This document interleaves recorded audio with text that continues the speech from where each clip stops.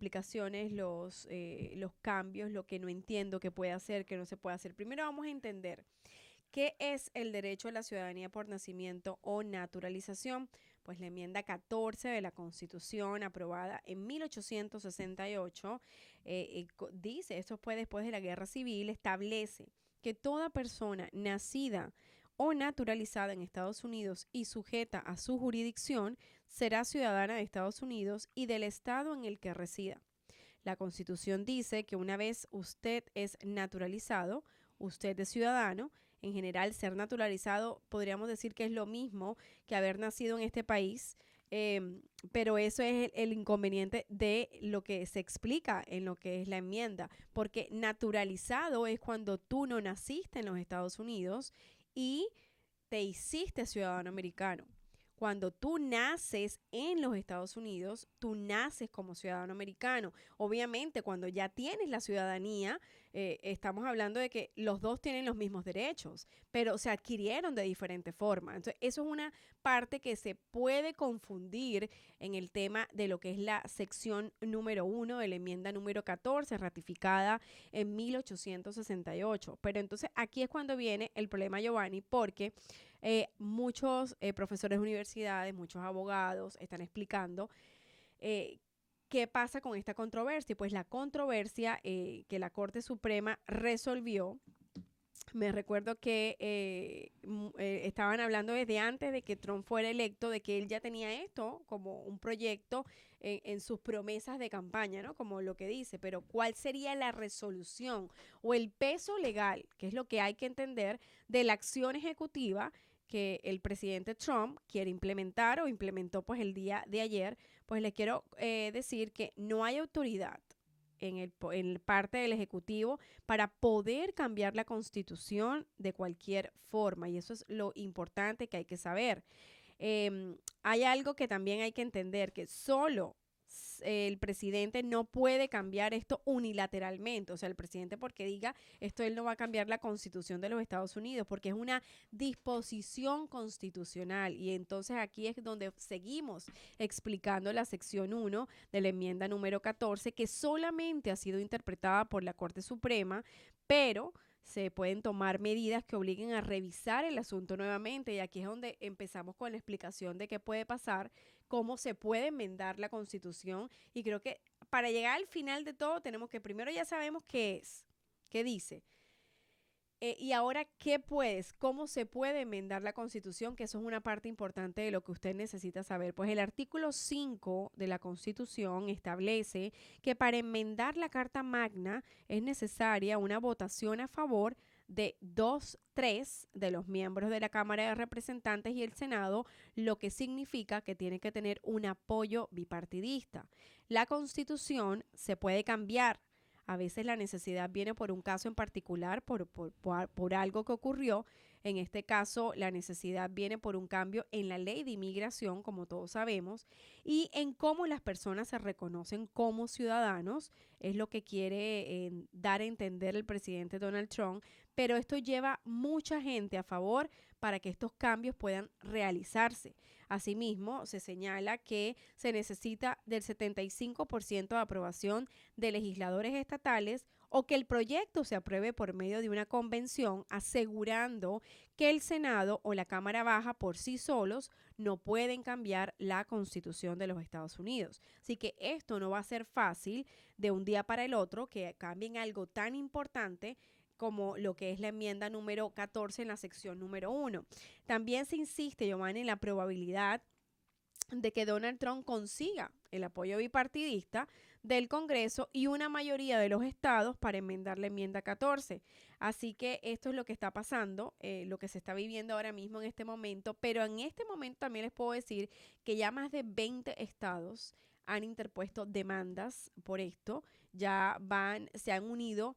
Iban hasta cerca de la 1 de la tarde 23 estados que habían interpuesto la demanda por esta orden ejecutiva que muchos dicen que prácticamente no tiene ningún tipo de sentido. Yo no hubiera querido nacer ahorita, porque No, porque imagínate que él ayer en su explicación pues dice que si el padre, como lo que estábamos hablando, no vamos a poner, si él habló justamente hasta vamos a ponerte un ejemplo, tú tienes ahora un TPS, pero tú tienes un hijo y tu pareja no tiene estatus tampoco porque él considera que el TPS no es un estatus legal, ¿verdad?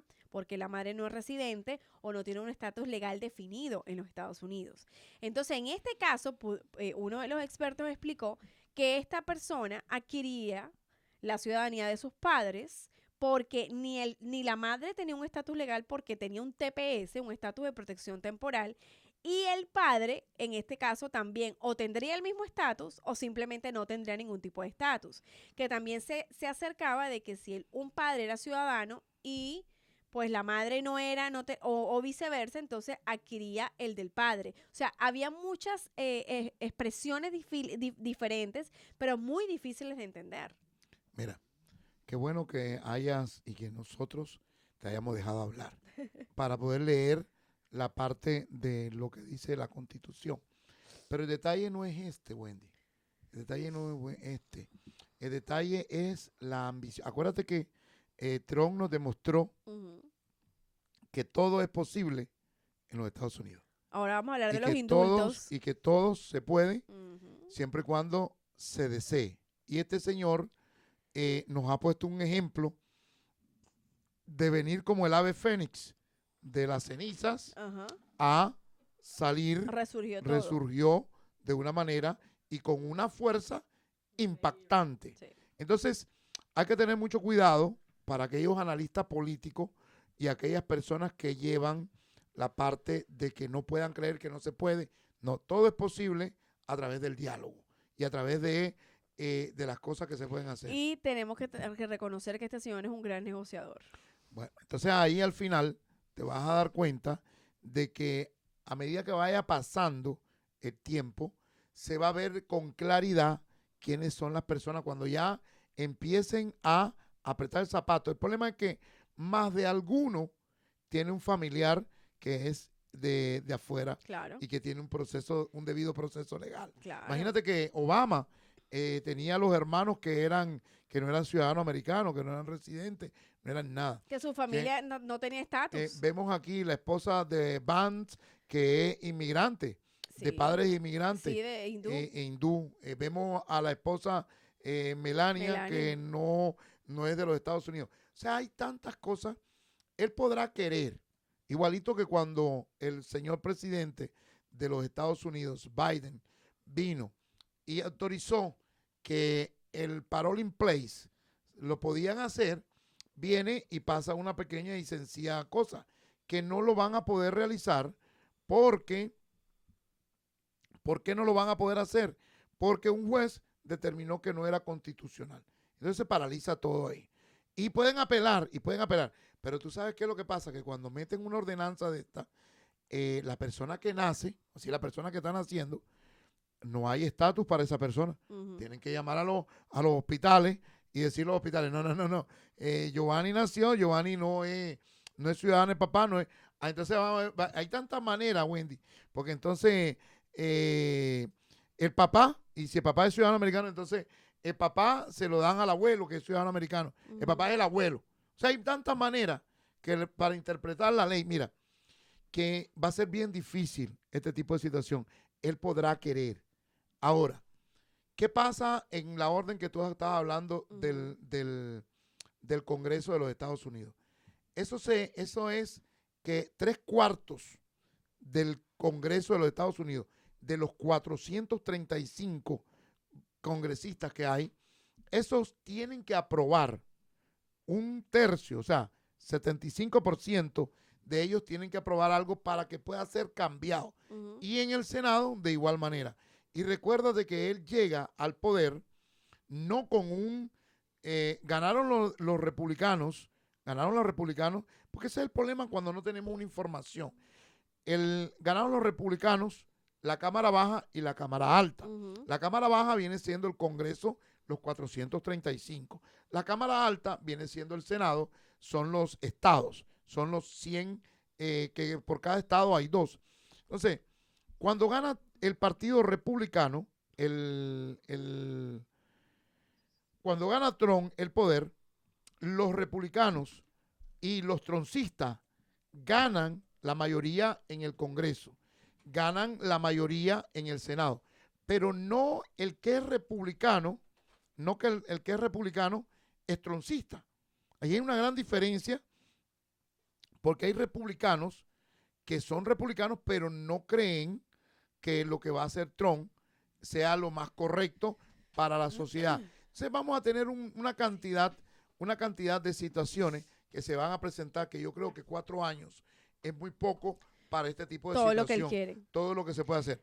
Lógico, Wendy, que todo se puede negociando. Y acuérdate que todas las personas, y yo me quedé sorprendido, anonadado, cuando yo vi en esa, en esa, Fiesta. en esa entrega del poder, las personas que habían ahí. Y que Elon Musk y el señor de Zuckerberg, Facebook, ajá. y todos los que son el poder de los Estados Unidos, Bezos, el señor Bezos estaba ahí, El de Google el también. de Google, el de TikTok, Ajá. o sea, una cantidad de gente de poder económico sentados ahí que son el respaldo que no lo tuvo hace 8 años atrás. O sea, hay que tener mucho cuidado cuando nos volvemos negativos en la parte de lo que puede suceder. Hoy por hoy, la situación de los inmigrantes y de todos los que somos inmigrantes está un poquito difícil. Y fíjate tú que cuando los judíos se buscaba la tercera generación, hasta la tercera generación, quiere decir que, por ejemplo, yo estoy fuera vengo haciendo un ilegal, por decirlo así, pero yo vengo con un perdón. Pero en los hijos míos, si tuvieran algún tipo de problema, también van para afuera. Y los hijos de mis hijos también van para afuera. Sería los hijos de los hijos de mis hijos son los que sí ya vendrían siendo realmente americanos. O sea, creo que es la cuarta generación. Se vendría siendo la cuarta generación. Pues yo soy el primero, ¿no? Luego los hijos son el segundo. El tercero son los nietos. Los bisnietos son los que realmente vendrían a ser herederos de ser ciudadanos americanos, ser americanos. Entonces, muy peligroso este tipo de pensamiento y sobre todo cuando en los Estados Unidos tú sabes que la parte principal de todo esto es la plata y que todo esto, porque hay jueces, no que se vendan los jueces, pero hay jueces que pueden entrar en negociaciones debajo de la mesa. Hay congresistas que pueden entrar en negociaciones debajo de la mesa, sobre todo con este poder que tienen esta gente, que te dicen, bueno, si tú no estás apoyando lo que nosotros hacemos, espérate para las elecciones próximas y vamos a ver que vamos a poner gente que realmente funcione para el Congreso de los Estados Unidos. Pero por eso te digo, no es una cosa que ellos tomaron el poder por 500 años, sino que lo tomaron y dentro de 4 años o dentro de 2 años vamos a ver los cambios. Entonces hay que tener mucho cuidado también en la forma de interpretar la ley. Y vamos a hablar justamente, importante, Giovanni, en el tema de interpretar la ley. ¿Qué pasa con estos indultos? Porque muchas personas se sienten indignadas por estos indultos, ya que habían inclusive personas que habían sido condenadas por delitos de sedición.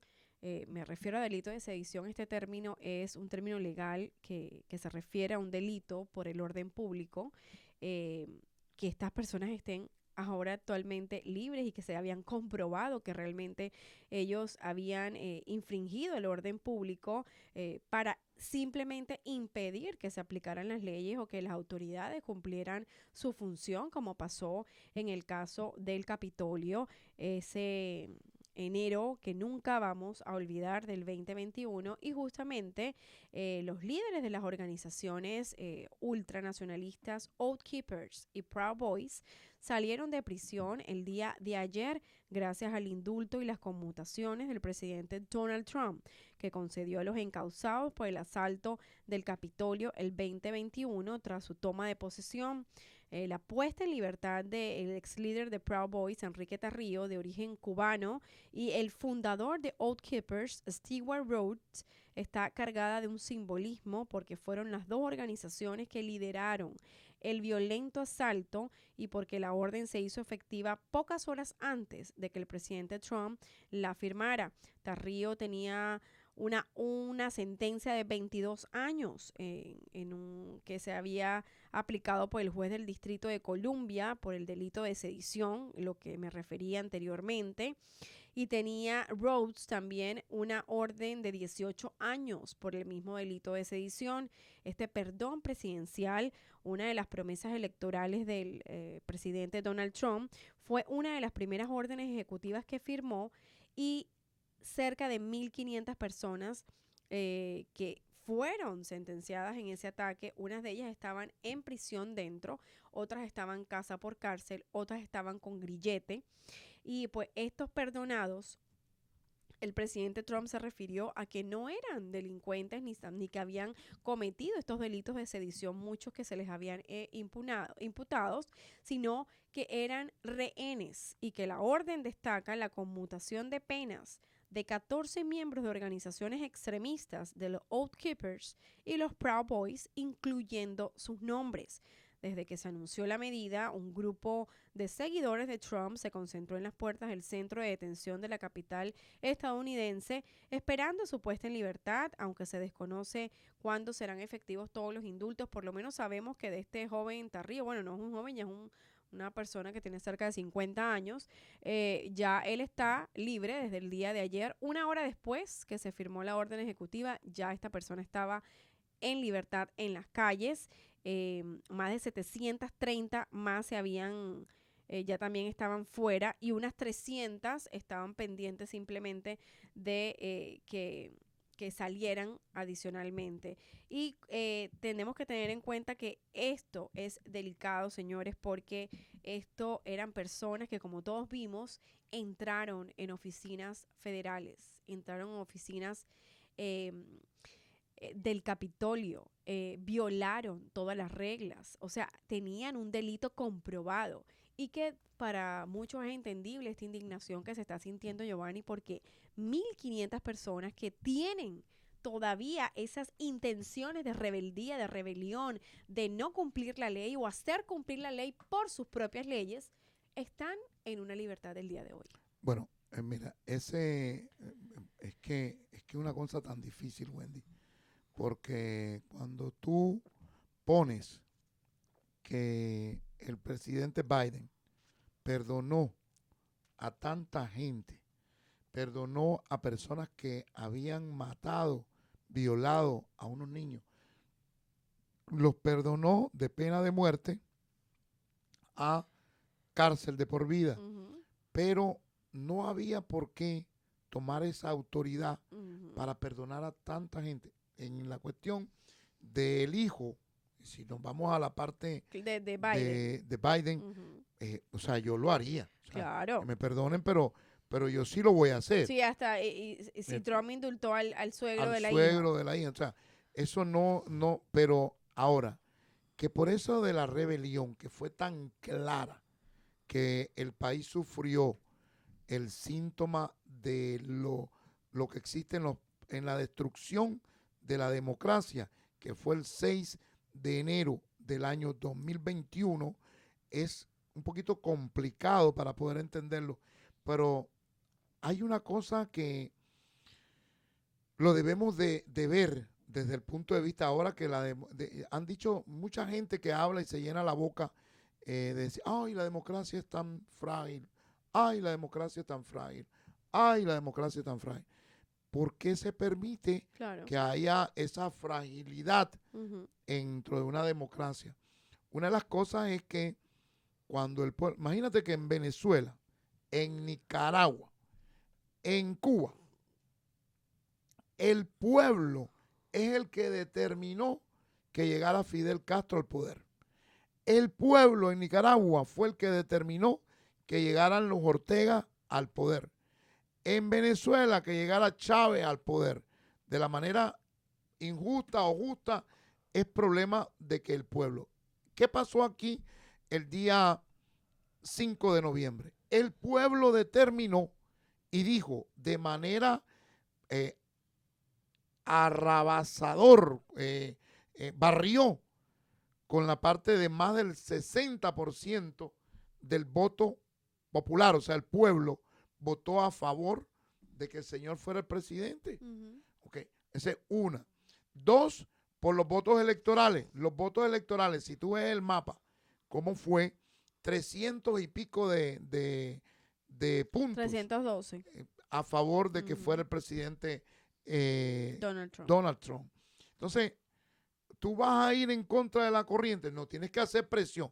Nos tenemos que mantener, las personas que no quieren esto, hay que mantener presión 4 años, ¿verdad?